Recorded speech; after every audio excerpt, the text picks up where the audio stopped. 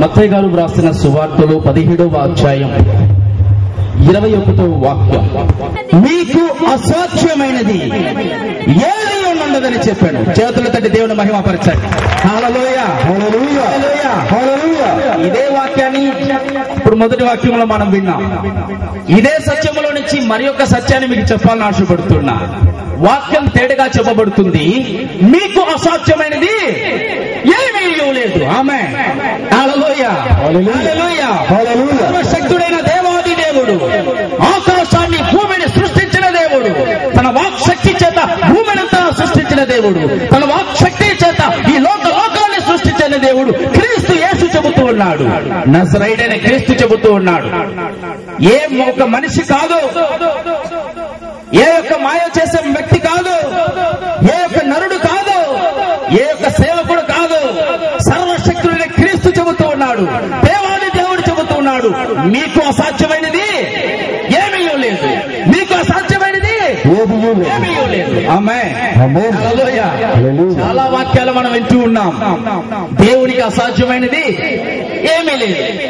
చాలా వాక్యాలు వింటూ ఉన్నాం, దేవునికి అసలు ఏమీ లేదు.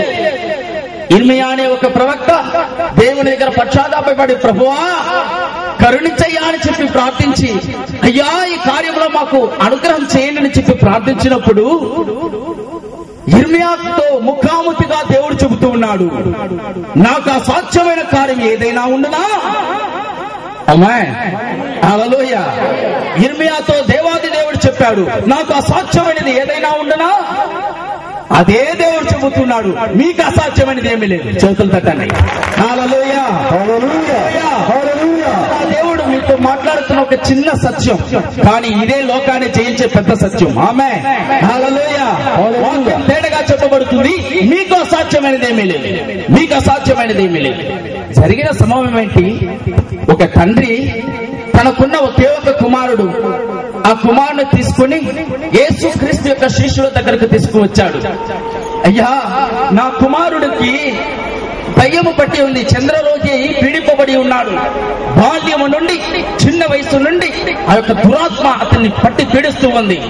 ఎప్పుడు అది నీళ్ళల్లో అతన్ని తోసివేస్తాదో తెలియదు, ఎప్పుడు అది నిప్పులలో అగ్నిలో తోసివేస్తాదో తెలియదు.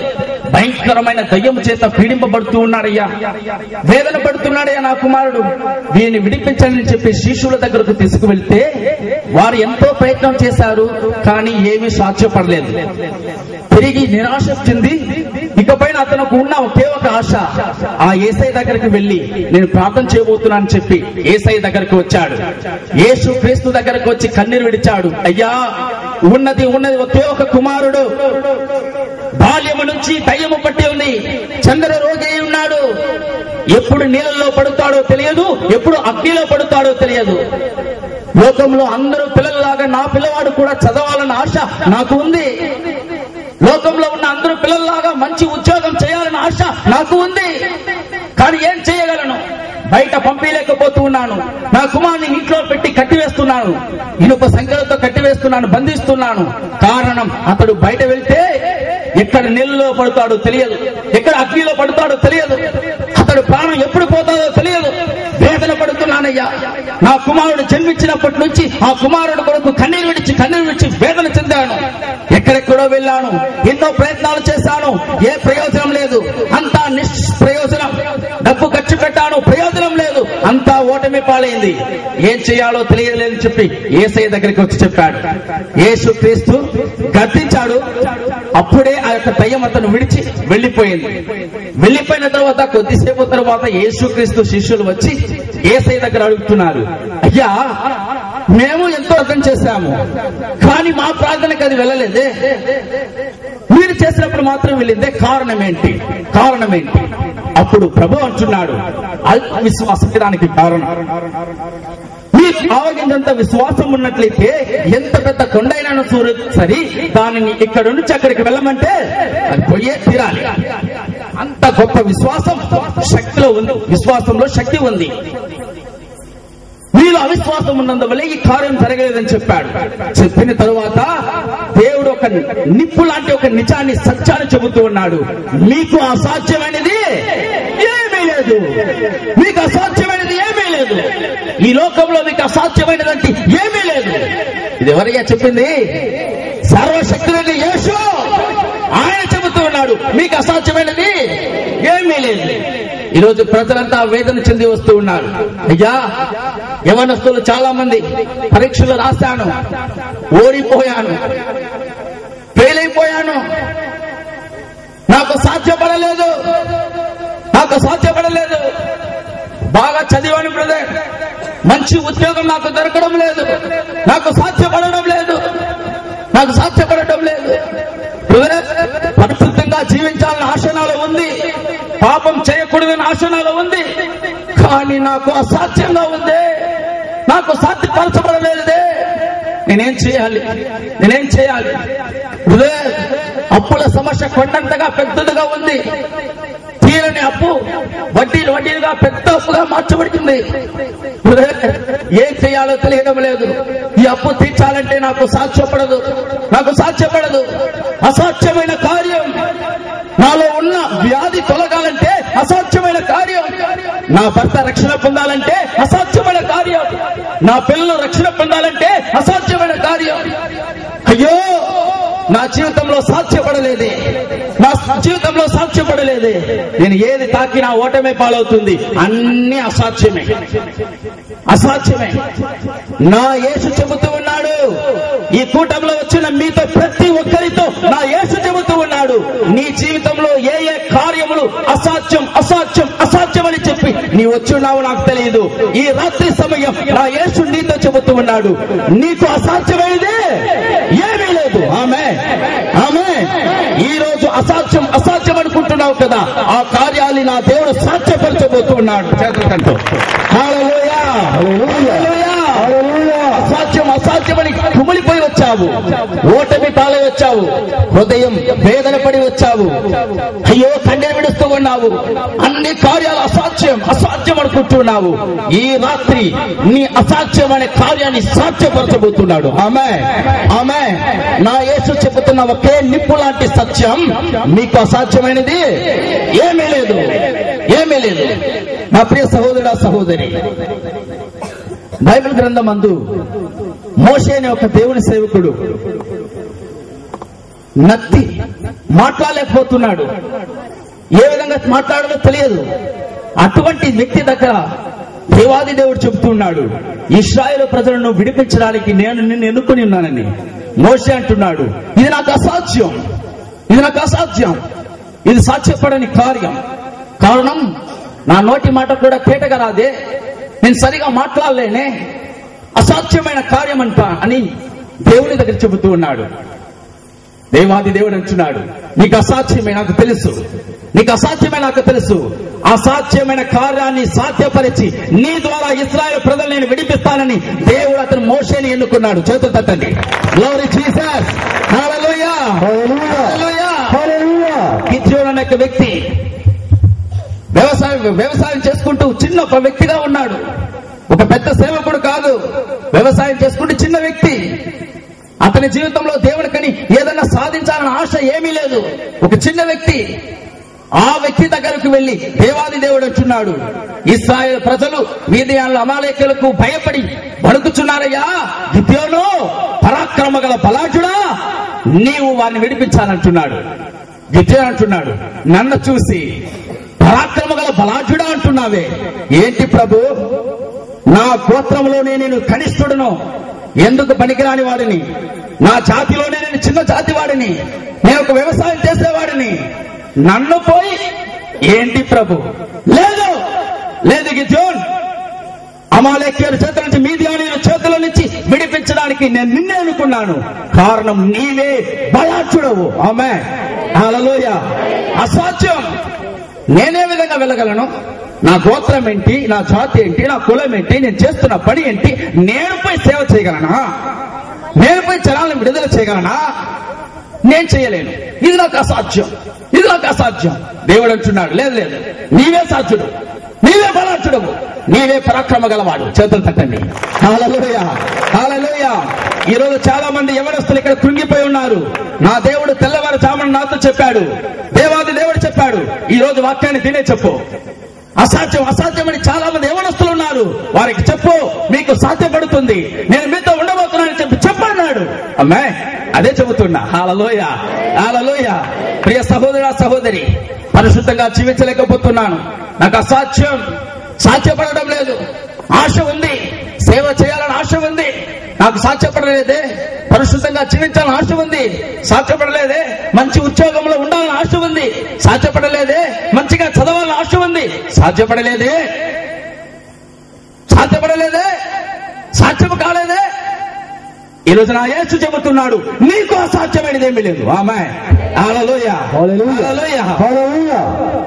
బాక్సింగ్ ఛాంపియన్ మైక్ టైసన్ అనే ఒక వ్యక్తిని గురించి మీ అందరికీ తెలిసి ఉంటుంది. ప్రపంచంలోనే number 1 boxing champion Mike Tyson. అతన్ని ఓడించగలిగిన సత్తా ఈ దేశంలోనే ఎవరికి లేదు. అంతటి మహావీరుడు, బాక్సింగ్ లో మంచి నైపుణ్యం కలిగిన వ్యక్తి. అటువంటి వ్యక్తి దగ్గర ఎంతో మంది బాక్సింగ్ లో అతను ఓడించాలని ప్రయత్నం చేశారు, ఒక్కరూ గెలవలేకపోయారు. హోలీఫీల్డ్ అనే ఒక వ్యక్తి ఏ విధంగా నువ్వు బాక్సింగ్ ఛాంపియన్ అయి తన యొక్క మైక్ టైసన్ ను ఓడించాలన్న కసి ప్రయత్నం చేశాడు. చాలా పార్లు ఓటమి పాలయ్యాడు. హాస్పిటల్లో బెడ్ లో పడిపోయాడు. బెడ్ లో పడిపోయినప్పుడు డాక్టర్స్ అతని యొక్క హెల్త్ అన్ని చెక్ చేసినప్పుడు, నీ హృదయం పాడైపోయింది,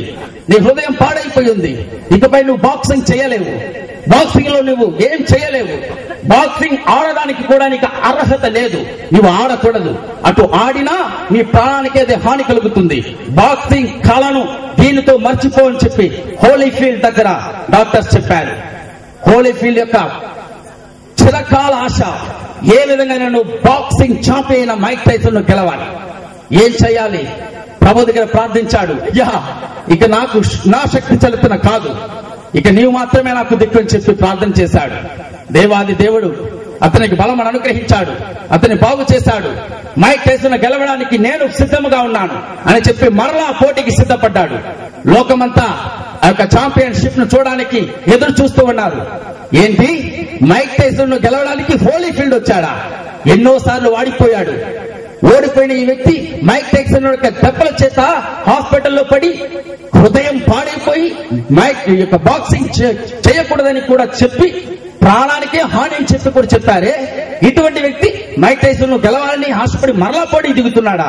ఇది అసాధ్యం అని మరలా యొక్క పోటీలో ఉన్న వాళ్ళందరూ చెప్పారు, నీకు అసాధ్యమయ్యా, నీకు కుదరదయ్యా, వద్దయ్యా అన్నాడు. లేదు, పోటీని ప్రారంభించండి అని చెప్పాడు. పోటీని ప్రారంభించారు. లక్షల కొద్ది ప్రజలతో చూస్తూ ఉన్నారు, అక్కడక్కడ ప్రజలంతా చూస్తూ ఉన్నారు. మైక్ టైసన్ ఎదురై వచ్చాడు, హోలీఫీల్డ్ ఎదురై వచ్చాడు. ఇద్దరుకు బాక్సింగ్, ఇద్దరుకు పోటాపోటీ జరుగుతుంది. ఈ పోటాపోటీలో హోలీఫీల్డ్ గెలిచిపోయాడు. చేతులు తట్టండి. తరువాత ఆ యొక్క దేశంలో ఉన్న అన్ని ప్రెస్ వాళ్ళందరూ అతని దగ్గరకు వచ్చి మైక్ పెట్టి ఇంటర్వ్యూ చేస్తూ ఉన్నారు. అయ్యా, నీ విజయానికి రహస్యం ఏంటి? హోలీఫీల్డ్ చెప్పిన ఒకే ఒక మాట, ఫిలిప్పు 4:13 పౌలు అంటున్నాడు, నన్ను బలపరచు క్రీస్తును బట్టి సమస్తమును నేను చేయగలను.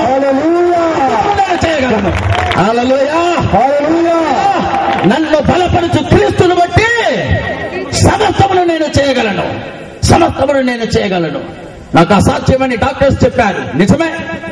ప్రాణాపాయం అని చెప్పారు, నిజమే. కానీ నన్ను బలపరచు క్రీస్తును బట్టి నేను సమస్తమును చేయగలను. కారణం, నా దేవుడు చెప్పాడు, నీకు అసాధ్యమైనది ఏమీ లేదు. చేతులు తట్టండి. హల్లెలూయా, హల్లెలూయా.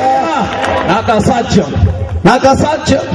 కుమిలిపోయినావు కదా, నా దేవుడి నీతో ప్రత్యేకించి చెబుతున్నాడు. హోలీఫీల్డ్ గెలిపించిన అదే దేవుడు చెబుతూ ఉన్నాడు, నీకు అసాధ్యమైనది ఏమీ లేదు. ఆమేన్. నీకు అసాధ్యమైనది ఏమీ లేదు. భయపడకండి.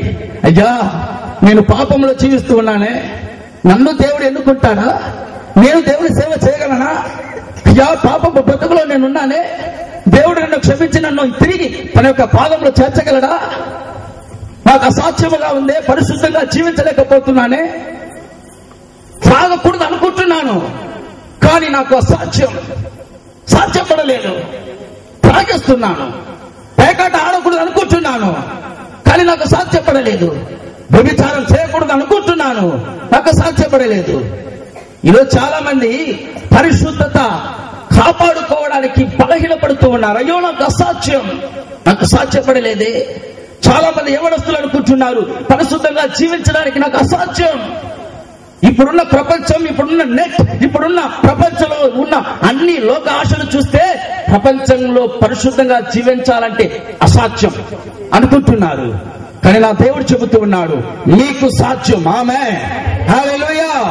నీకు అసాధ్యమైనది ఏమీ లేదు, నీకు అసాధ్యమైనది ఏమీ లేదు. ఒక ఓటమిని చూసి భయపడకండి, ఒక ఓటమిని చూసి భయపడకండి.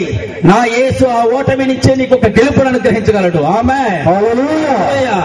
ప్రియ సహోదరుడా, ఒక వింతైన సంభవం. ప్రారంభ రోజులలో దేవునికని బాగా ప్రార్థించేవాడిని, బాగా దేవుని స్తుతించి ఆరాధించి బైబిల్ గ్రంథం చదవడంలో మంచిగా ఉండేవాడును. ఏ విధంగా నేను సేవ చేయాలన్న ఆశ నాలో పొంగి పొంగి వస్తూ ఉంది. కానీ వాక్యోపదేశం చేయడానికి ఒక్క అవకాశం కూడా నాకు రాలేదు. తగిన సమయంలో మా పాస్టర్ గారు ఒక అవకాశం ఇచ్చారు. అవకాశం వచ్చిన వెంటనే అవకాశాన్ని సద్వినియోగం చేసుకోవాలని నేను వాక్యోపదేశం చేయడానికి ప్రారంభించాను. సుమారు 20 నిమిషాలు మాట్లాడాను. 20 నిమిషాలు నేను ఏం మాట్లాడానో నాకే అర్థం కాలేదు. అమ్మాయి, ప్రజలకేం అర్థమవుతుంది? ప్రజలకేం అర్థమవుతుంది? వేదనతో బలిపీఠం దిగి వచ్చాను. మోకాలేసి ప్రార్థన చేశాను నా దేవుని దగ్గర. నాకు అసాధ్యము ప్రభువా, నాకు సాధ్యపడలేదు ప్రభువా. నాకు ఆశ ఉంది, భారం ఉంది, ప్రార్థన చేస్తున్నాను, అన్నీ ఉన్నాయి, కానీ వాక్యోపదేశం చేయలేకపోతున్నానే. 10 నిమిషాలు మాట్లాడలేకపోయానే. అయ్యో, నేను మాట్లాడేది నాకే అర్థం కాలేదే. ప్రతి ఒక్కరు నన్ను చూసి అవమానంగా చూస్తున్నారే ప్రభు. నాకు అసాధ్యమయ్యా. సేవ చేయాలి చేయాలి చేయాలన్న ఆశ నాకు ఉన్నా కూడా నేను మాట్లాడలేకపోయానే. ఓటమి పాలయ్యానే. అసాధ్యం, నాకు అసాధ్యం. కుమిలి కుమిలి ఏడ్చాను, కుమిలి కుమిలి ఏడ్చాను. 1 సంవత్సరం వరకు తరువాత ఏ అవకాశం ఇవ్వలేదు. కారణం వాక్యోపదేశం చేయడం తెలియదు. అవమానం, భారం, సేవ చేయాలన్న భారం ఉన్నా కూడా చేయలేని స్థితి, ఏం చేయాలో తెలియని స్థితిలో కుమిలి కుమిలి ఏడ్చాను. ఆ సమయంలో నన్ను ధైర్యపరిచింది ఈ వాక్యమే. చెప్తుందంటే హల్లెలూయా, హల్లెలూయా. ఈ వాక్యమే నన్ను ధైర్యపరిచింది. నీకు అసాధ్యమైనది ఏమీ లేదు, నీకు అసాధ్యమైనది ఏమీ లేదు. మరలా సందర్భాన్ని దేవుడు అవకాశాన్ని ఇచ్చాడు. నా ప్రియ సహోదర సహోదరి, ఎవరెవరైతే అవమానించి దూషించి వేదపరిచారో వాళ్ళ ముందర నా దేవుడు హెచ్చించాడు. హల్లెలూయా, హల్లెలూయా. వేల కొలది ప్రజలకు దేవుడి యొక్క వాక్యోపదేశాన్ని చేస్తున్నానంటే కారణం నా యేసు. అసాధ్యం అసాధ్యం అసాధ్యం అని చెప్పి వెనకబోతూ ఉండకు, నీకు సాధ్యం అవుతుంది. ఆమేన్, ఆమేన్. వెనక్కి వెళుతూ ఉంటే వెనకపోతూనే ఉండాలి. ముందు వెళ్ళు, నీకు సాధ్యం అవుతుంది. ముందు వెళ్ళు, నీకు సాధ్యం అవుతుంది. నీ జీవితంలో ఏ కార్యమైనా నీకు సాధ్యం. ఆమేన్, హల్లెలూయా, హల్లెలూయా. ప్రియ సహోదరుడా సహోదరి, అసాధ్యమైన కార్యం ఏమీ లేదు. నా యేసు చెబుతున్నాడు మీకు అసాధ్యమైన కార్యం ఏమీ లేదు. ప్రతి ఒక్కటి మీకు సాధ్యమవుతుంది, ప్రతి ఒక్కటి మీకు సాధ్యమవుతుంది. దానికి ఏం చేయాలి? ఒక్క కార్యాన్ని మాత్రం చెప్తాను. చాలా కార్యాలు ఉన్నాయి. ఒక్క కార్యాన్ని చెప్పి మీకోసం ప్రార్థన చేయబోతున్నాను. అదే వాక్యాన్ని మరలా మనం చదువుతాము. మీకు ఆవగింజంత విశ్వాసం ఉండిన ఎడల ఈ కొండను చూసి అక్కడ నుండి పొమ్మనగానే అది పోవును. ఆమేన్, హల్లెలూయా. ఎందుకు ఈ శిష్యులు ఆ దెయ్యమును వెళ్ళగొట్టలేకపోయారు? కారణం ఏంటి అని వారు అడిగినప్పుడు దేవుడు చెప్తున్న ఒకే ఒక కార్యం, మీ అవిశ్వాసం. ఆమేన్, హల్లెలూయా. మీలో విశ్వాసం ఉన్నట్లయితే ఎంత పెద్ద కొండైనా సరే అది ఇక్కడి నుంచి అక్కడికి వెళ్ళిపోవాలి. ఆమేన్, హల్లెలూయా. విశ్వాసం ఉన్నట్లయితే జరగాలి. ఆమేన్. యోషువ అనే ఒక మహా గొప్ప సేవకుడు ఉన్నాడు. మోషే తరువాత దేవుడు ఆ యొక్క సేవను బాధ్యతను యెహోషువకు ఇచ్చాడు. యెహోషువ ఆ యొక్క బాధ్యతను తీసుకున్న తరువాత ఒక భయంకరమైన కోట, ఎరికో కోట ఒకటి కనబడుతుంది. బయట నుంచి చూశారు. చూస్తే ఆ కోటను చూస్తేనే కళ్ళు తిరుగుతున్నాయి. ఇశ్రాయేలు ప్రజలంతా ఉన్నారు. యెహోషువ అడిగాడు, ప్రభువా ఈ కోటను దాటి వెళ్ళాలి, ఇప్పుడు నేనేం చెయ్యమంటారని అడిగాడు. దేవుడు చెప్పాడు, ఈ కోటను నీ చేతికి అప్పగించుచున్నాను. ఆమేన్, హల్లెలూయా. దేవుడు చెప్పిన మాట ఏంటి? ఈ కోటను నీ చేతికి అప్పగించుచున్నాను, ఇచ్చేస్తున్నాను. విశ్వాసంతో నువ్వు చేయవలసిన కార్యం ఏంటి తెలుసా? 6 రోజులు మౌనంగా తిరుగు, 7వ రోజు బోరతో నవ్వుదు, కోటలంతా కింద పడతాయని చెప్పాడు. కొంచెం ఆలోచన చేసి చూడండి. ఆ యొక్క ఎరికో కోట అన్నది భయంకరమైన ఎత్తుగా ఉంటుంది. సుమారు 32 అడుగుల వెడల్పు ఉంటుంది. అంటే ఒక ఎంత పొడుగు ఉంటుంది, అంత పెద్ద పొడవు ఒక పక్క, వెడల్పు ఉంది. అది ఆ దేశం అంతా చుట్టూ ప్రాకారంగా ఉంది. ఆ కోట పడాలంటే దేవుడు ఏం చెప్పుండాలి? ఒకటి, నువ్వు మంచి గడపారులు తీసుకొని, మీ ప్రజలంతా చాలా మంది ఉన్నారు కదా, ఒక్కొక్క గడపారు వేసి గుచ్చండి అని చెప్పుండాలి. లేదు, ఇనుప సామాగ్రిని పెద్ద పెద్ద క్రేన్లు ఇవంతా పెట్టి దాన్ని తోయమని చెప్పుండాలి. కానీ దాని చుట్టూ తిరగమని చెప్పాడు. ఇప్పుడు యెహోషువ ఏం చేస్తున్నాడు? ఆ విషయాన్ని వారితో చెప్పిన తర్వాత ముందు వెళ్తూ ఉన్నాడు. ప్రజలంతా వెనకాల చూసి, పిచ్చివాడు, మోషేను నమ్మాము, ఏదో ఇంతవరకు తీసుకుని వచ్చాడు, ఆయన పోయాడు. ఇప్పుడేమంటే యెహోషువ ఈయనేమంటే దాని చుట్టూ తిరగమంటున్నాడు. దాన్ని కొట్టమన్నా మేము కొడతాం, తిరగమంటే ఏ విధంగా తిరిగేది? తిరిగితే గోడ ఎట్లా పడుతుంది? అవిశ్వాసం ఏమీ లేదు, చెప్పింది చేసేశారు. చేతులు తట్టండి. హల్లెలూయా, హల్లెలూయా. చెప్పింది అట్లా చేశారు. తిరిగిన వెంటనే నా దేవుని యొక్క శక్తి, బూరధ్వనులు ఊదుతూ ఉంటే దేవుని శక్తి దిగింది. ఎరికో గోడలంతా కూర్చోపడ్డాయి. ఆమేన్, హల్లెలూయా, హల్లెలూయా, హల్లెలూయా. గోడలు కూర్చోబడడానికి కారణం విశ్వాసం. విశ్వాసం. అదే నా యేసు చెబుతూ ఉన్నాడు, అదే నా క్రీస్తు చెబుతూ ఉన్నాడు. నీలో ఆవగించేంత విశ్వాసం ఉన్నట్లయితే కొండలు కూడా సరే ఇక్కడి నుంచి అక్కడ వెళ్ళాలి. ఆమేన్, హల్లెలూయా. నీ అప్పుడు సమస్య ఎంత? నీ అప్పుడు సమస్య ఎంత? నీకు అసాధ్యమైనది ఏమీ లేదు, నీకు అసాధ్యమైనది ఏమీ లేదు. అన్ని నీకు సాధ్యమవుతాయి, నీ విశ్వాసం ఉంచు. ఆమేన్, హల్లెలూయా, హల్లెలూయా. ప్రియ సహోదర సహోదరి, దావీదు అనే ఒక మహారాజు ఉన్నాడండి. ఆ రాజు యొక్క చరిత్ర మీ అందరికీ తెలుసు. అతను ప్రారంభ స్థాయిలో గొర్రెలు కాపలా కాస్తున్న ఒక వ్యక్తి. ఒకరోజు తన తండ్రి ఏమన్నాడు? దావీదు, ఆ రాజ్యంలోకి వెళ్ళి అక్కడ మీ సహోదరులకు భోజనమును సిద్ధపరచున్నాను, వాటిని తీసుకువెళ్ళని చెప్పాడు. తీసుకువెళ్ళాడు, క్యారేజ్ తీసుకువెళ్ళాడు. వెళ్ళిన వ్యక్తి అక్కడ వెళ్ళిన వెంటనే అక్కడ యుద్ధం జరుగుతూ ఉంది. యుద్ధం జరగడానికి సిద్ధంగా ఉంది. ఫిలిస్తీయులు ఒక పక్క, ఇశ్రాయేలు ఒక పక్క ఉన్నారు. ఫిలిస్తీయులకు ముందర గోలియాతు అనే ఒక మహా గొప్ప వీరుడు గంభీరంగా ఉన్నాడు. అతన్ని చూసిన వెంటనే ఇశ్రాయేలు ప్రజల యొక్క గుండెల్లో గుబులు పట్టిపోయింది. భయం, భయం. అతడు మాట్లాడే ప్రతి మాట ఎవడు నా దగ్గరకు రాగలని చెప్పి గంభీరంగా మాట్లాడుతున్నాడు. ఆ మాటని వినిన వెంటనే ప్రతి ఒక్కరి హృదయంలో భయం. ఎవరు ముందుకు రాలేదు. ఇశ్రాయేలు ప్రజలంతా వణుకుతూ ఉన్నారు. రాజైన సౌలు వణుకుతూ ఉన్నాడు. ఇక అసాధ్యం, ఇక అసాధ్యం. ఫిలిస్తీయులకు మనం బానిసలైపోవాల్సిందే, ఇంకేం చేయలే. మన పరిస్థితి ఎక్కడ ఏర్పడుతూ ఉంది.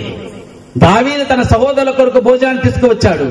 అక్కడ చూసుకుని వచ్చి, ఏది యుద్ధం జరుగుతుందా? అతనికి చాలా సంతోషం. యుద్ధం చూడాలని ఆశ, యుద్ధం చూడాలని ఆశ. కానీ యుద్ధం జరగడం లేదు. ఇతనికి ఒక పక్క కోపం. ఒకటి, యుద్ధం జరిగితే యుద్ధాన్ని చూడాలి, కానీ ఏం జరగడం లేదే. వాడేమంటే గంభీరంగా మాట్లాడుతున్నాడు. వీళ్ళు ఎవరు నాతో యుద్ధం చేయడానికి వస్తారు రండి అని చెప్పి గంభీరంగా మాట్లాడుతున్నాడు. అంతేకాదు దేవాది దేవుని దూషిస్తూ ఉన్నాడు. ఆ వ్యక్తికి భయపడి వీళ్ళంతా చూడండి భయపడిపోయి వణుకుతున్నారే అని చెప్పి ఈ దావీదు అంటున్నాడు, వీళ్ళంతా ఈజీగా జయించొచ్చు అని చెప్పి ఈజీగా చెప్తున్నాడు. ఈ మాట అటు ఇటు 3 4 అందరికి తెలిసి దాన్ని తీసుకువెళ్లి సౌలుకు చెప్పాడు. సౌలు అతను పిలిపించమన్నాడు. పిలిపించారు. దావీదు సౌలు దగ్గరకు వచ్చిన వెంటనే దావీదు అంటున్నాడు, యుద్ధానికి అతనితో పోట్లాడడానికి, అతనికితో యుద్ధం చేయడానికి నేను సిద్ధముగా ఉన్నాను, నన్ను పంపించండి అన్నాడు. సౌలు అంటున్నాడు, బాలుడా బాలుడా కుమారుడా, నీవు అతనితో పోయి యుద్ధం చేయించలేవయ్యా. నీకు అసాధ్యం, ఇది నీకు అసాధ్యము. నీ రూపం ఏంటి? నీకు యుద్ధం తెలియదు, నీకు ఏమి తెలియదు. అటువంటి గొర్రెల కాపరువైన నీకు మహావీరుడైన ఆ ఫిలిస్తీయుడైన ఆ గొలియాతును జయించగలవా? నీకు అసాధ్యమయ్యా, నీవు తిరిగి వెళ్ళయ్యా అంటున్నాడు. దావీదు అంటున్నాడు, సౌలు రాజా, నీవు నన్ను చూస్తూ ఉన్నావు, నా ఆకారాన్ని చూస్తూ ఉన్నావు, కానీ నాతో ఉన్న దేవుడిని నువ్వు చూడడం లేదు. నా దేవుడిని నువ్వు చూడడం లేదు. నా దేవుడిని నువ్వు చూడడం లేదు. జరిగిన సమయం ఏంటో తెలుసా? ఒకరోజు నేను గొర్రెల కాపలా కాస్తున్నప్పుడు సింహముడు ఎలుగుబంటులు గొర్రెలను తినడానికి వచ్చాయి. వాటిని చీల్చి చెండాడడానికి నా యేసు నాకు బలాన్నిచ్చాడు. అటువంటిది ఫిలిష్తీయుడైన గొలియాతు ఎంత గంభీరంగా ధైర్యంగా చెప్పాడు. తన ధైర్యాన్ని చూసి మెచ్చుకొని యుద్ధానికి పో అన్నాడు. యుద్ధానికి వెళ్ళాడు. ఒకే ఒక రాయి గొలియాతు కూర్చోబడ్డాడు.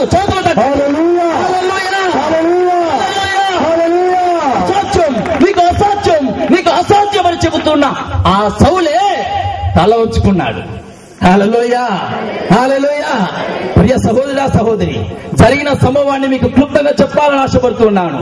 ఒక్క రాయి తీసుకున్నాడు, కొట్టాడు. అతని యొక్క నెత్తిన పైన పడింది. ఒక రాయి స్పీడ్ వచ్చి ఇక్కడ పడిన వెంటనే గొలియాతు ఎత్తబడి ఉండాలి. వెనకాల పడి ఉండాలి. కానీ అతడు పడింది ముందర. ఆమేన్, హల్లెలూయా. కారణం దావీదు కొట్టిన రాయిలో కాదు, వెనకాల నా దేవుడు కొట్టాడు. చేతులతో